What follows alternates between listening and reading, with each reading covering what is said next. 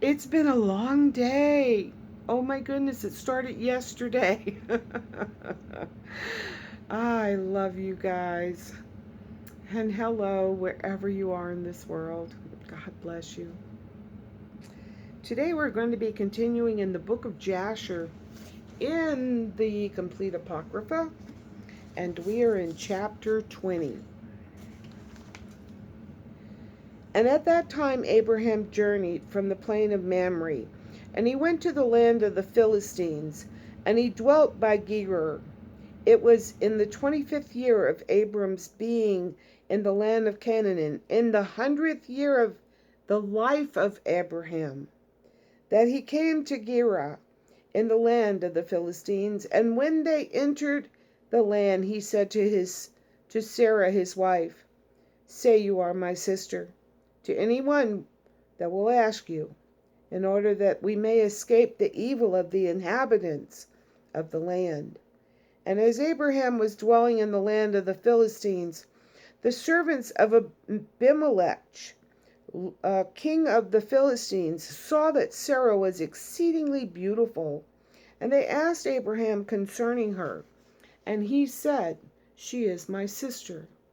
And the servants of Abimelech went to Abimelech, saying, "A man from the land of Canaan is come to dwell in the land, and he has a sister that is exceedingly fair."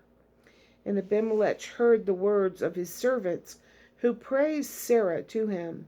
And Abimelech sent his officers, and they brought Sarah to the king. And Sarah came to the house of Abimelech. And the king saw that Sarah was beautiful, and she pleased him exceedingly. And he approached her and said to her, "What is that man to you with whom you did come to our land?" And Sarah answered and said, "He is my brother, and we came from the land of Canaan to dwell wherever we could find a place." And Abimelech said to Sarah, "Behold, my land is before you. Place your brother in any part of this land that pleases you, and it will be our duty to exalt and elevate him above all the people of the land, since he is your brother." And Abimelech sent for Abraham, and Abraham came to Abimelech. And Abimelech said to Abraham, "Behold, I have given orders that you will be honored as you desire, on account of your sister Sarah." And Abraham went out from the king, and the king's presence followed him. As at evening time before men lie down to rest, the king was sitting upon his throne, and a deep sleep fell upon him. And he lay upon the throne and slept until morning. And he dreamed that an angel of the Lord came to him with a drawn sword in his hand. And the angel stood over Abimelech, and wished to slay him with the sword. And the king was terrified in his dream, and said to the angel, "In what have I sinned against you, that you come to slay me with the sword?" And the angel answered and said to Abimelech, "Behold, you die on account of the woman which you did last night bring to your house. For she is a married woman, the wife of Abraham, who came to your house. Now therefore return that man his wife, for she is his wife. And should you not return her, know that you will surely die, you and all belonging to you." And on that night there was a great outcry in the land of the Philistines, and the inhabitants of the land saw the figure of a man standing with a drawn sword in his hand, and he smote the inhabitants of the land with the sword. Yea, he continued to smite them. And the angel of the Lord smote the whole land of the Philistines on that night. And there was a great confusion on that night and on the following morning. And every womb was closed, and all their issues. And the hand of the Lord was upon them on account of Sarah, wife of Abraham, who Abimelech had taken. And in the morning Abimelech rose with terror and confusion, and with a great dread. And he sent and had his servants called in, and he related his dream to them. and the people were greatly afraid. And one man standing among the servants of the king answered the king, saying, O sovereign king, restore this woman to her husband, for he is her husband. And for the like happened to the king of Egypt when this man came to Egypt. And he said concerning his wife, She is my sister, for such is his manner of doing when he comes to dwell in the land in which he is a stranger. And Pharaoh sent and took this woman for a wife, and the Lord brought upon him grievous plagues, until he returned the woman to her husband. Now therefore, O sovereign king, know what happened last night to the whole land, for there was a very great consternation and great pain and lamentation, and we know that it was on account of the woman which you did take. Now therefore restore this woman to her husband, lest it should befall us as it did to Pharaoh king of Egypt and his subjects, and that we may not die. And Abimelech hastened and called and had Sarah called for, and she came before him. And he had Abraham called for, and he came before him. And Abimelech said to them, What is this work you have been doing in saying you are brother and sister? And I took this woman for a wife? And Abraham said, Because I thought I should suffer death on account of my wife. And Abimelech took flocks and herds, and men servants and maid servants, and 1,000 pieces of silver, and he gave them to Abraham, and he returned Sarah to him. And Abimelech said to Abraham, Behold, the whole land is before you. Dwell in it wherever you will choose. And Abraham and his wife and Sarah went out from the king's presence with honor and respect, and they dwelt in the land, even in Gerar, and all the inhabitants of the land of the Philistines. And the king's servants were still in pain through the plague which the angel had inflicted upon them the whole night on account of Sarah. And Abimelech sent Abraham, saying, Pray now for your servants to the Lord your God, that he may put away this mortality from among us. This mortality. And Abraham prayed on account of Abimelech and his subjects. And the Lord heard the prayer of Abraham, and he healed Abimelech and all his subjects. Oh my goodness. The whole land could see the angel with the sword in his hand.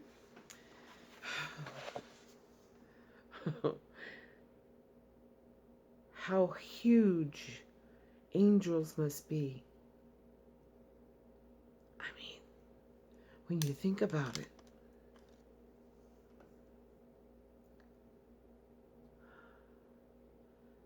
How high up would you have to look to see an angel? And God created them. How big is God?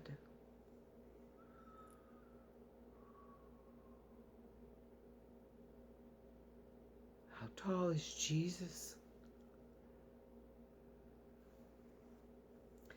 You know, in the beginning of man's life, they lived an exceedingly long life. And as man aged through the generations, their stature changed and the length of their days was changed by God. So, how big is Adam? How tall is Eve? I mean, you think about it. That was the time when there were dinosaurs in the land. We know how big they were. When God made the behemoth on the land and the Leviathan in the sea, God made angels.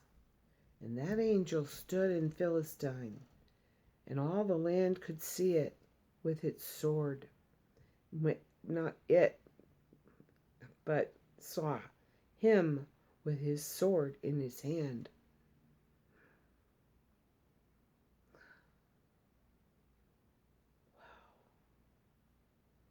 It's amazing, isn't it? I'm so tired. I haven't slept since yesterday. I have these spells where I can't sleep at night, and it's from my brain injury from when I had West Nile virus. But it's nothing serious, and it doesn't happen as often as it used to. And I'm fine. Don't worry. Anyway, I just keep thinking about the size of that angel. The size of the angel that smote the 185,000 army soldiers, like by himself, no help. But then Michael had to go and help Gabriel, because Gabriel was fighting the Prince of Persia and he couldn't get loose from him.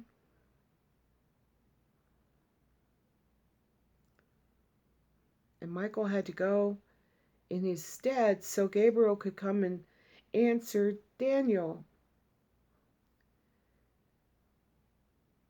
I wonder why Michael didn't come and Gabriel continue fighting. Do you ever think about that? Like, why didn't Michael just go talk to Daniel? It's not his position or his, we're probably all going to have jobs when we get to heaven. I would hate to think that I'd just sit around all the time. It would drive me crazy.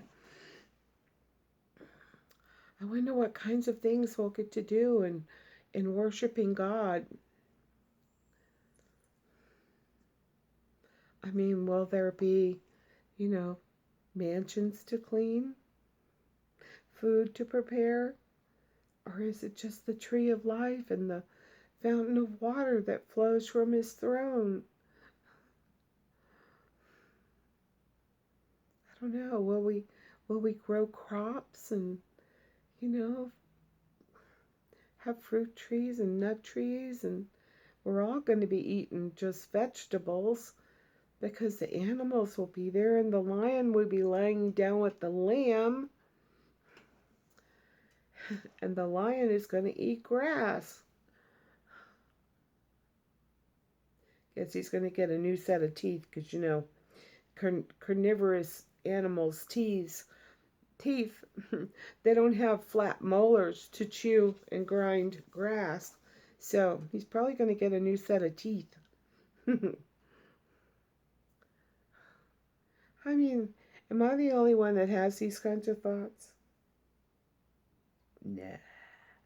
Somebody else has sat down and thought about this, right? Come on. You gotta be honest. Tell me in the comments, have you ever considered these kinds of things? Given any thought to the size of God? Or what we will be doing in heaven besides worshiping God? We'll be serving Him, but what will we be doing for Him? I mean, He's God. What does He need? Whatever I can do to help Him or, to serve Him, whatever He needs, I'll do the very best I can. But what will He have us doing? Does anybody have any ideas? I mean, I've never seen anything in the Bible that says that we would have jobs or what we would be doing in heaven. But I do know that if you've read the book of Enoch, that the angels all have jobs. Some pretty amazing jobs too. Wow. But thousands and thousands. Yeah. Oh my goodness. Thousands and thousands and thousands. Thousand times thousands of angels in heaven. I so wish we could get our channel up to 1,000 subscribers and we could go live and we could, do that phone conferencing thing and people could call in and we could talk about things, about God. We're at 366 subscribers the last time I looked. I think we're growing. We're continuing to grow. You know, if it's God's will that we remain a small group of people, brothers and sisters in Christ, I'm fine with that. I just think it would be really cool if we could, talk on the phone in real time and everybody could join in, and chat. I've seen people have channels that they could do that. I thought it was really cool. Anyway, guys, I know you've got to get off to bed, and so do I too. Some of you are just getting off of work and coming home. Hope you've had a good day.